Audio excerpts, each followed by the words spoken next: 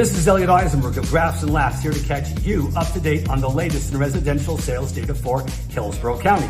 In Hillsborough County, single-fam home prices went up 2.4%. They went up a stronger 3.4% for multifam, and that was the strongest multifam price appreciation performance across all three types of counties. Sales activity increased 3.2% for single-fam units. That was the best single-fam performance across all three counties. It declined 3.8% for multifam. In terms of sales price as a function of list price, it declined for both types of properties. It fell to 97.5% for single fam. That was the highest sales price as a percentage of list price across all three counties for both types of properties. And it declined down to 96.8% for multifam. The fact that the percentage declined for both types of properties while prices were appreciating means we were expecting prices to go up, I think, a little bit more than they actually did. They went up less than we expected.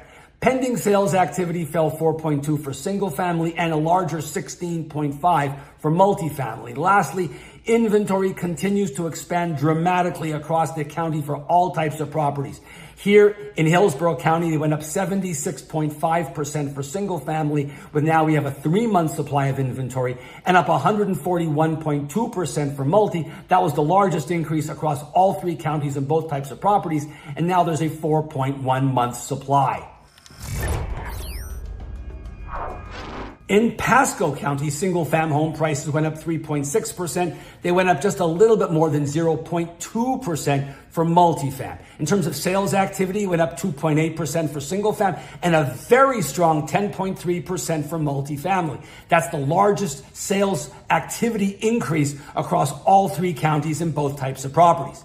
For sales price as a function of list price, it declined to 97.4 for single family and remained flat at 97.1% for multi. Pending sales activity on the single fam side fell just 0.3%. That was the smallest decline for both types of properties across all three counties. Multifam went down a little bit more, 1.1%. That was the smallest decline for multifam across all three counties.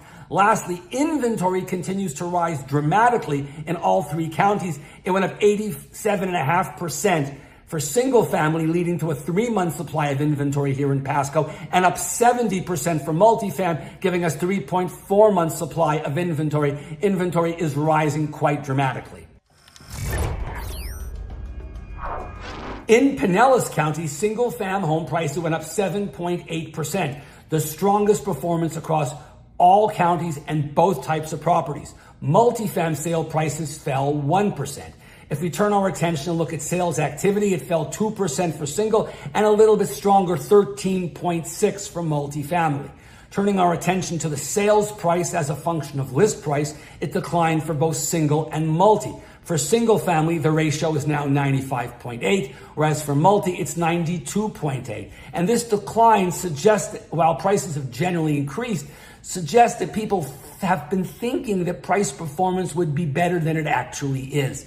Pending sales slipped 1.3% on the single-fam side and 12.3% on the multi-fam side, while inventory continued to increase here like everywhere else in the area, up 111.8% on the single-fam side. That was the largest increase on the single-fam side across all three counties, resulting in a 3.6-month supply of inventory. On the multi-fam side, inventory went up 93.5%, leading to a 6-month supply of inventory.